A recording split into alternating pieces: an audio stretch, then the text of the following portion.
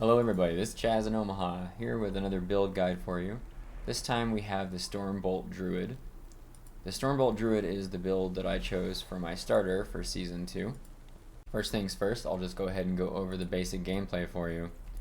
So when you're in humanoid form, you just start kind of putting tornadoes all over the place. You stop putting tornadoes when you either are out of mana or you just think you have enough. And then you Warcry and go into bear form, and you immediately just start rampaging around like an idiot. As soon as you can, you go back out of Werebear form so that you don't drain mana for no reason, and you just rinse and repeat. You rampage while you're in bear form, you keep doing the rampage until you pop out, and then you want to make sure you use Warcry on cooldown so that you can maintain uptime on your Maelstrom, which gives you movement speed plus extra Stormbolt procs to things around you. You can remain in Werebear form a little bit longer if you're just kind of like charging across the map, except you don't want to stay in it too long for a couple reasons. Your buff drops, that gives you lots of defense and crit, and also you'll come out of bear form and you won't have like any mana left. The whole point is that you go into bear form and get full mana back. As far as strengths go on this build, its single target and AoE is exceptionally high. Your damage profile is not really restricted to being really good at single target or being really good at clustered AoE or being really good at spread AoE. It's just good at every damage profile.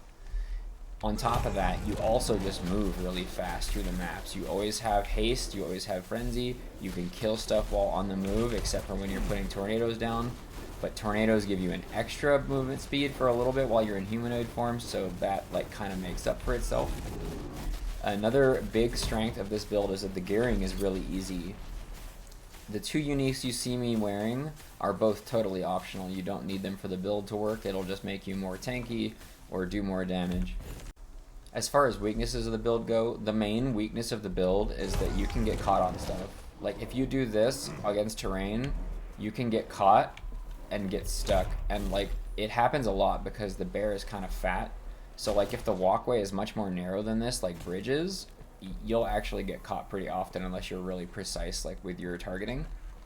Another weakness is that while you're in bear form, you're really tanky, right? You have like extra health and you have all the tornadoes and everything, but when you first pop out, you better be ready with your Fury Leap or to just run away, because you're quite vulnerable right there because all your tornadoes have dissipated, and so you're not getting all the leech from your procs on all of the enemies around you.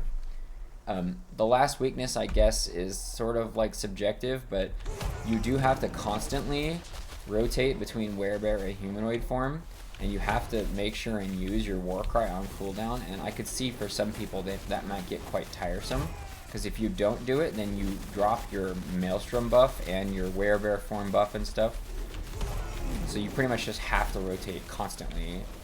Next, we can go ahead and go through all the skills. I will mention what path I think you should take while leveling and any tidbits that you should know about them while we're going through them. So first we start with Gathering Storm. This is the very first skill you get, and it's the skill you'll use throughout the whole thing, and it does basically all of your damage. So this starts as a melee skill, and what that means is that until level 20, you pretty much have to be a melee, which is kind of weird because you would normally want to scale attunement when it becomes a spell. So at the beginning of the game, you just got to play as melee, and I would recommend that you just basically just like target lightning rather than like strength or attunement or any of that stuff. That way your gear is just works both ways. You could use a staff from the beginning so that you're already using a lightning staff if you want, or you can use random melee weapons that have like strength and stuff and just hold a staff in your inventory until you hit level 20. So the order I would recommend going through when you're leveling is go through here and get 3 out of 4 in Thunderous Strikes. This lightning pen will work on both melee and ranged versions, so it's really good to get at the beginning. Then you want to go over to Lightning Strikes twice. That way when you get more points, you're ready to do this. Now you don't want to put a point in this Ligonian Diplomacy until you hit level 20 and you have Tornado. Okay, that's very important. As soon as you have 1 here and 3 here and these two, I would just sit on your points until you can get Tornado. Unless you're just going to keep playing it as melee for a while, then, you know, you can do whatever you want until you decide to go caster version. As soon as you hit level 20 and you get access to Tornado, which should happen right at level 20 if you do your passives correctly, put a point in here and put a point on Clouds on the Horizon, and then this will become a ranged ability, but you'll no longer push this button ever again. And then you'll spec into Tornado and it'll start shooting out of tornadoes and stuff. After you get this range thing maxed out, then you want to go over to the Maelstrom node so that you can get flat crit per Maelstrom. Then you're going to want to max out this more damage node. And then finally you're going to want to finish off this. Now this node right here, this current mana consumption one, is a huge damage buff, but I would not recommend putting a point into this, even if you just have to sit on points, until you get this 8 out of 10 right here. This rage gain on crit is really, really important for you to make use of that, because otherwise when you pop back out of bear form, you're already going to be out of mana and you're not going to be able to put tornadoes down. While you're leveling, you can spec into whatever second skill you want before level 20, because you're just going to end up specking back out of it right when you hit 20. So, you know, you can put Fury Leap spec, or you can experiment with, you know, some Fury Leap points, or, you know, whatever you want to do. But you're just going to spec out of it at 20, so do whatever you want before then. As your second skill, as soon as you hit level 20, you should be able to have 5 points in Shaman, which gives you access to Tornado. So your second thing that you spec should be Tornado. Now you want to go immediately to this Charge Storm, and then I would equally distribute points into these two nodes. And then you're going to want to go into the double cast. Now you can go into this aspect of the storm for extra movement speed when you're casting tornadoes whenever you want, pretty much, as soon as you have both points in these. That's just sort of however you feel about the situation. It doesn't really matter that much. And then finally you would want to go into this cast speed first, and then I'd go into this cast speed last. I don't actually think that this mana efficiency node is really all that mandatory. I thought it would be really important at first, but I actually don't think it's really that important. So I wouldn't spec. I actually don't know why I have a point in there, to be honest. It should be right here. At level 20, you're also going to spec into Bear Form, which is the default skill you get as Druid. You want to immediately beeline all the way through this to get this. You want to get the no rampage cooldown. That way you can get these storm bolts to constantly fire while you're in bear form and just rampage around like an idiot. As soon as you have this, you should probably go into this lightning damage multiplier, but honestly you can kind of just fill the rest of this in however you want. It doesn't really matter. Once you have this, the rest of the points, just put it in whatever order you feel is good. The next skill that you're going to want to get at 35 is Warcry. I would start by going towards the whirlpool thing immediately and maxing this out. And then I would get the short shout, which is over here. Then I would go ahead and get the purge, just for protection. Then I would go up through to ferocity. Then I would max battle cry, and then this debilitating shout should be last, because this doesn't really matter until like end game when things will start hurting you. This Breath of a Terra extra point I have in here, you can kind of put it wherever you want. There's like one point in here that kind of doesn't really matter, so, you know, take your pick. And then finally at 50, you're going to finally spec into Maelstrom.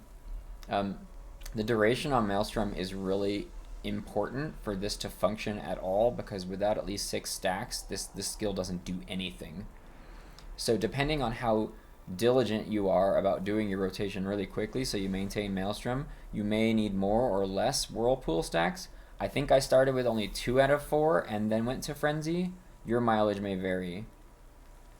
And you don't need to put 4 out of 4 in here right away. I would try 2 out of 4 here and then go to Frenzy, and then if you have issues maintaining even the haste, then maybe just put points in here before you finish. Then you want to go into the Power of the Storm Bolts thing.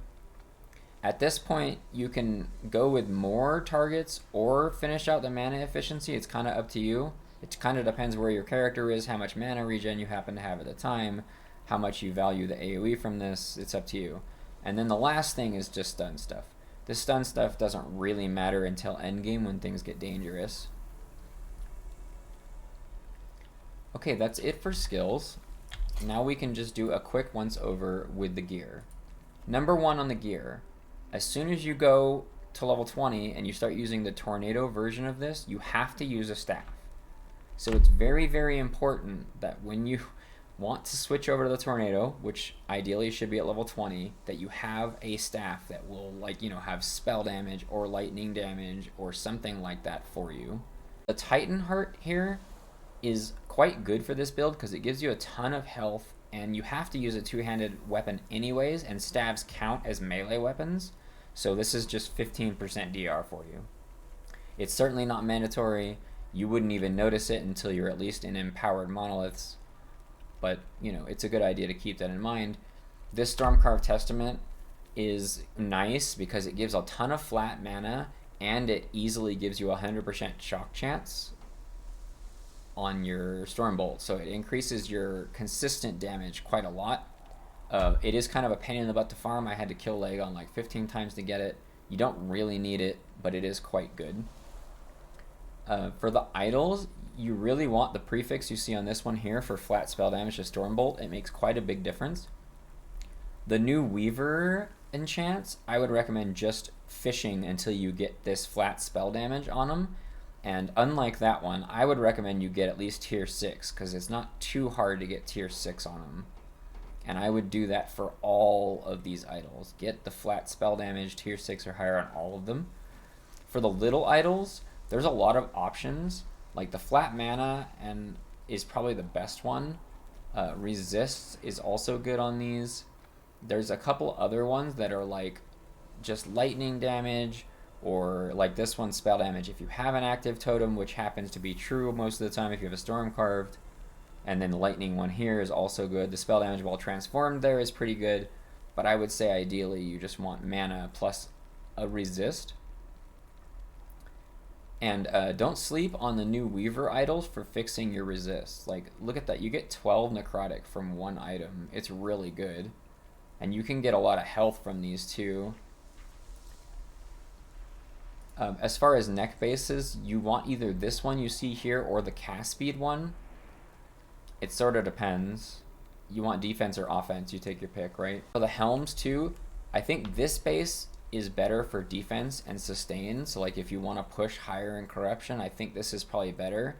But it's weaker against bosses than the version that you can get that gives you like 60 flat mana and mana regen. So it's once again just kind of defense versus offense. You can take your pick. That's pretty much it as far as gearing goes. Next we can go over some key points about the passives. So these passives just kind of fill themselves out. I actually am supposed to have one more point here instead of this strength one. I don't know why I have it like this. I guess I just wasn't paying attention because I was slamming my head against the game too much. This one just kind of fills itself out. Now remember, as soon as you put 20 points into the base tree, you want to immediately go into the shaman tree, even though you're a druid, and put your first 5 points to get tornado, because you want tornado as fast as possible. I'll reiterate once again, in this tree, this 8 out of 10 Rageborn is very, very important. Now, one extra caveat I haven't mentioned yet is that I think that as soon as you get the 8 out of 10 here, I would switch over to the Beastmaster tree and put all of these points in here, because these two passives are an insane amount of defense that are rather consistent. And then after that, I would go back in the Druid tree and start filling stuff out.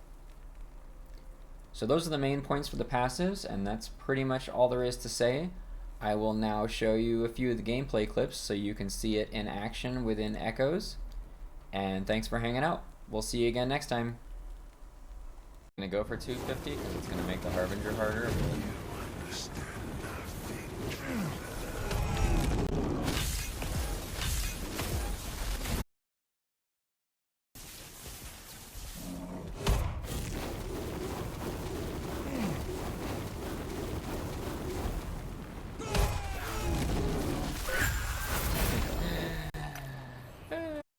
time because we don't really understand what to do with it. Eventually, I'm not going to need to use so much of that resource to re-roll, and then I'll be able to just buy the maps from the echoes from the guy, right? Not die. So you kind of need to understand what to use them for, so you don't like waste them, right? And you can trade them too, right? Like if you get ones that you know just you don't care about, like what if you're like not playing a mage, you might have a lot of the great mage whatever ones, and you're like, I don't need this, just get rid of it, and maybe I'll get lucky.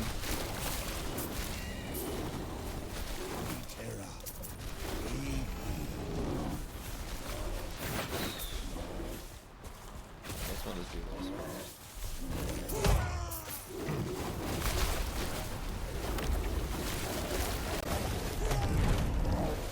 Well, there's only one. Be as cancer as the previous one, right? I will not die.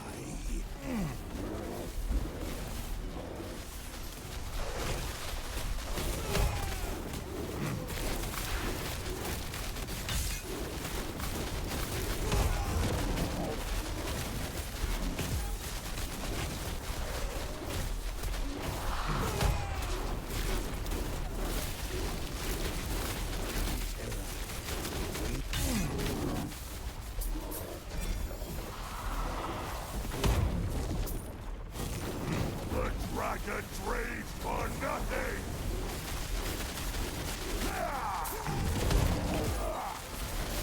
No escape! It seems a lot easier.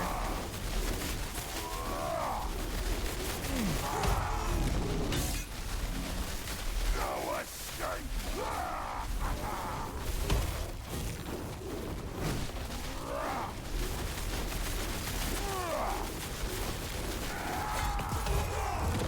Whoop.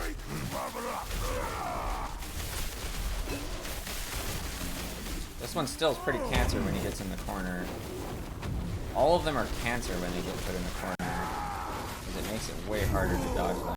And we just pick up like 1 or 2 random yellow items at the end. Why does it say open portal? What's happening right now? I think I bugged it out by teleporting out of there. Yeah, I definitely bugged it out. It should be okay though, right? We just do this thing and finish it, and then it should work. That's a 2 LP Titan hurt right there. We just got another one. That's crazy.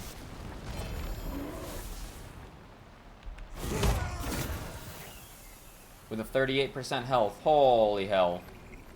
Wait, and it's not even done being empowered. Can we just get a 3 LP Titan hurt? Sign me up. Sign me up for 3 LP Titan hurt, bruh. So like, my portal's still blue, right? Yeah. We have to seal a fire gate. This is an interesting bug. I don't really want to do that. I'm sorry about that. I just want to get the Harbingers done. What's the maximum corruption you need? Is it 300? I don't know how this character would do at 300. Yeah, okay, so we conquered it.